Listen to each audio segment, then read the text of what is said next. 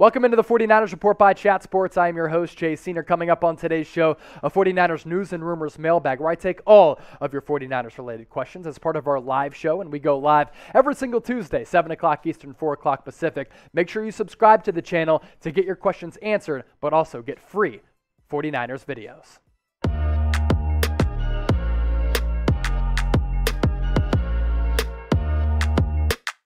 Let's kick off this question with this, or kick off this mailbag, I should say, with this. Akuso, can we hire Patrick Willis as our defensive coordinator? You know what? You hired a former linebacker in D'Amico Ryans, and it didn't work out. But could you hire a former 49er great who also played the linebacking position, and could it work out better? I have no idea if Patrick Willis would be a good defensive coordinator. He was doing some coaching throughout the offseason with San Francisco as kind of a, complimentary role. I have no idea if Patrick Willis would be a good DC. As an assistant, though, linebackers coach, I'd think about it. EJ Redemption, nice picture there, Chase the GOAT. Should we draft the cornerback in the first round or a quarterback in the fifth? You don't need to draft a quarterback in the fifth unless you want that quarterback to be Trey Lance's backup. I thought at the time, and I said this because the receipts are there, go back and watch, the 49ers should have drafted Asante Samuel Jr. in the second round. He was on the board. They moved back to take Aaron Banks, and Aaron Banks has been inactive, whereas Asante Samuel Jr. has been one of the best overall rookies among all 2021 NFL draftees. Very frustrating. Cornerback, going to be atop the 49ers' needs next year. They also don't have a first-round pick, so it couldn't come in the first-round pick.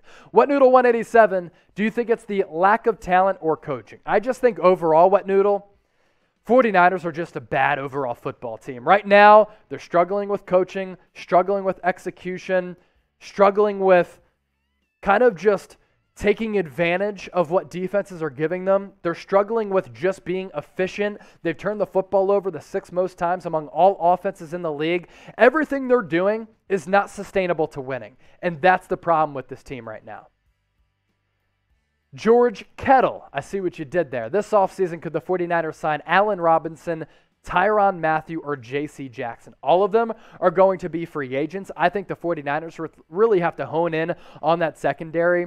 Going into the year, I like the 49ers secondary. I just worried about the depth. And with some of the injuries that have happened, that depth has been exposed. As for Tyrann Mathieu, he's 29 years old right now, still playing an elite style of football. His ability to play basically all positions on the defense is crazy. You can send him on blitzes. He can play linebacker. He can play corner. He can play safety as well. He's just a game wrecker. I might side with J.C. Jackson, who had that pick 6 against Sam Darnold and the Carolina Panthers this past weekend. He's in his mid-20s still, and I still think that he can be a very, very good player. I might side J.C. Jackson. I just don't think you need Allen Robinson. Those are free agents available. That person did their homework, George Kettle. Which free agent do you want the 49ers to sign? Just drop me some names right now. Jacktube JJJ. Should the 49ers sign Mitchell Schwartz? Also, you to GOAT. Thank you, brother. I appreciate that. So in that video that we put out earlier this week of Mike McGlinchey going down with that torn quad, I had put together a list of Mike McGlinchey replacements, and my favorite option was Mitchell Schwartz. He has played right tackle. He made it to a couple of Pro Bowls throughout his career. He was named a 2018 All-Pro. We're not far removed from that. He has a bunch of playoff experience, but he got back surgery in the offseason. That's the only reason why I'd be concerned about that, especially considering the Niners have dealt with so many injuries over time. So I don't know about signing Mitchell Schwartz. If the health stuff checked out, and I said this on that video, then I would be interested because I still think he might have some gas left in the tank, but a back surgery, a back injury that was pretty serious for an offensive tackle when you need that leverage and that power and you're carrying all that weight, it spells disaster. Garcia Brothers. Kyle needs to stop micromanaging everything and trust his coaches to make decisions also. He has micromanaged just a bit, and I tweeted this out earlier. Give me a follow at Chase_Senior. I just think there's too much on Kyle Shanahan's plate. And he's coaching right now like he's in over his skis. He has roster control, he's the offensive coordinator, and he's the head coach. That's a lot for a guy to handle. And I think after he helped lead the 49ers to the Super Bowl back in 2019, John Lynch and the organization, they were like, yo, we have one of the best up-and-coming coaches in the league. This is a home run hire. We're going to give him all the control of this team. And I think it's been too much control for Kyle Shanahan.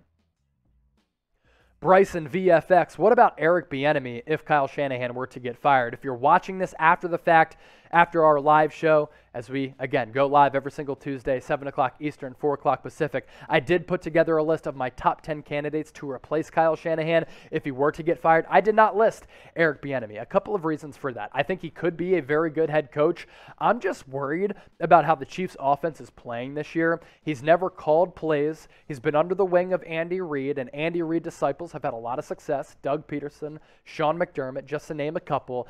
But the offensive regression for KC has been concerning, and the lack of adjustments for that KC offense have also been concerning. So I think because of that, his stock has gone down just a bit. IFR, do you think that Shanahan would have drafted Mac Jones if he could have decided all by himself? See, Kyle Shanahan has roster control, right? So I want to say that he wanted to take Trey Lance. Now, I know there were some reports out there and some rumors about John Lynch wanting to draft Trey Lance. Mac Jones is playing well because it's a product of him being in an excellent situation. He's got the best coach of all time in Bill Belichick. He's got a great offensive coordinator in McDaniels. And I think Josh and Bill have just done such a great job of scheming the offense around Mac Jones' strengths. And they don't really ask him to do all that much. They have a good defense. They play complementary football, a clean brand of football. And because of that, Mac Jones has played very well. I don't know if Mac Jones, if he's in San Francisco, the team is different, the situation is different. I always said this, Mac Jones has a clear ceiling. Trey Lance doesn't have a ceiling. He has unlimited upside. I still think that unlimited upside can be unlocked. Make sure you subscribe to the 49ers Report for more 49ers news and rumors videos on the daily basis. We go live every week. We go live for watch parties on game days. We also answer your questions, like this mailbag, every Tuesday as we go live as well. So hit that red subscribe button down below. Let's get to 44,000 subscribers. Garcia Brothers, what's up, Chase? What do you think of hiring Jerry Rice as a wide receiver coach? We always talk about all of these former great players coming back as like guys who can come back to help out during training camp. I like it, but like people don't understand the grind that it takes to be a coach in the NFL. Like is a Patrick Willis, who we were asked about earlier, is a Jerry Rice willing to work 16 hours a day and only sleep 4 hours, sometimes at the facility, sometimes pulling off all-nighters just for the pure love of football and the pure love of coaching? Usually not. Jerry Rice, greatest wide receiver of all time. He's a Hall of Famer. He has no reason to be coaching and working all those long, odd hours when he can be on the golf course puffing cigars like I'd like to do. So I don't think Jerry Rice would like to take a coaching gig. I do appreciate the question, though. Ned Goodwin, with all the injuries we have had, do you think it's time to clean the medical and fitness coaches to get fired? 49ers have already done that in recent years. I don't think the resolution to that question is as simple as saying, let's just fire everybody. At some point, it just comes down to bad luck, and the 49ers have had awful, awful injury luck over time.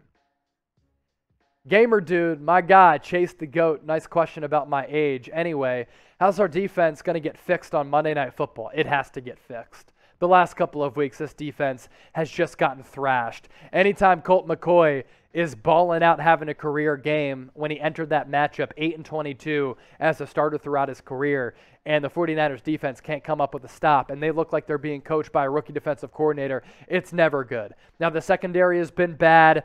The pass rush hasn't been there. Week 1 against the Lions, they had like 30 pressures against Jared Goff and the Lions. And since then, they've really been up and down and inconsistent. Got to get home on the pass rush because you saw what happened with Matthew Stafford going up against the Titans team that was able to generate a pass rush, and you have to be better in the back end. Let's get to this question from Black. Who are free agents you would want us to go after? Yeah, there are a couple of free agents. Like, some people are going to look at the Devontae Adams of the world. I don't think the Niners are going to have the money to pay him, nor do I think they really need him at wide receiver.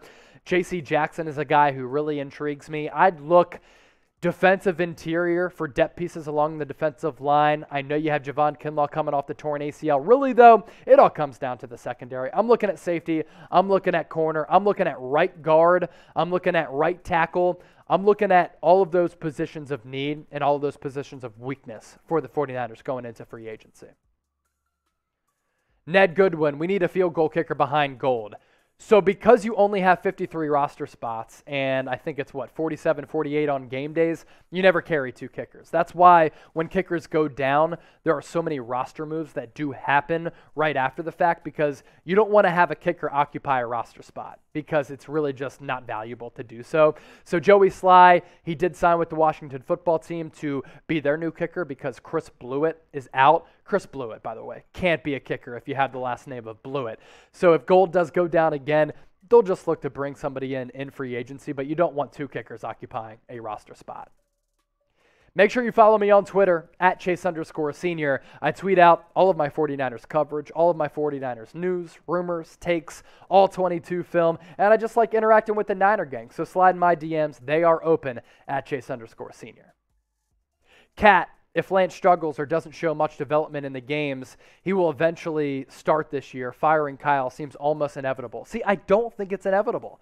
I think the organization has put so much trust in him, and they rely so much on him for basically their future plans, that if they were to fire Kyle Shanahan, they're like, oh my gosh, we're 2 years removed from the Super Bowl, and already we're having to pivot and rebuild. That's a disaster. Now, 32-40 record isn't good enough. And has he been good throughout the first 8 games? No. Do I have concerns about him? Yes. I just don't think firing him is inevitable.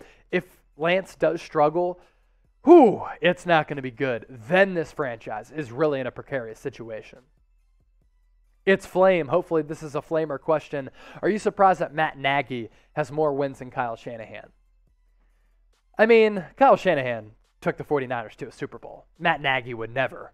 So, no, not surprised at all. I think Matt Nagy is a joke, and I don't think he's going to last really beyond this year. I think Kyle Shanahan will. I'm Ron Burgundy. Keys to the game versus the Rams. Offense has to be more explosive. Offense has to be more consistent. You have to win the turnover battle because those Kittle and Ayuk fumbles really were a killer, excuse me. Speaking of that Kittle fumble, the defense has to be better. Pass rush, secondary. They have to limit the big play from Los Angeles because that offense outside of that game against the Tennessee Titans really has been humming. So those are my keys for the game. Kyle Shanahan has to be better, have to get off to a faster start. If they're able to do that, maybe they pull off the upset. They go into that game as 4-point underdogs. GamerDude, Chase, do you think that DeMeco Ryans is the same as Robert Saleh? No, far from it. I have belief in DeMeco Ryans that he can be a good defensive coordinator. I mean, we're talking about a guy who is a terrific player at the linebacking spot. He was always, no matter which defense he played for, the guy who was calling out plays. So that gives him some ability and some talent to call plays on that defense. Look, he's a rookie defensive coordinator. And was it a bad move by Kyle Shanahan to elevate him with a win-now team, rookie defensive coordinator who had never called offensive plays before, to DC? Yeah, maybe that was a mistake in hindsight. Maybe at the end of the day, he ends up reversing course and being a good DC. Before we get out of here, want to remind you, we'll be doing a watch party on the 49ers Report against the Los Angeles Rams right here on the channel. Live play-by-play analysis. I'll be taking your questions, crushing some beers, taking some shots, interacting with the Niner gang. Subscribe and join us.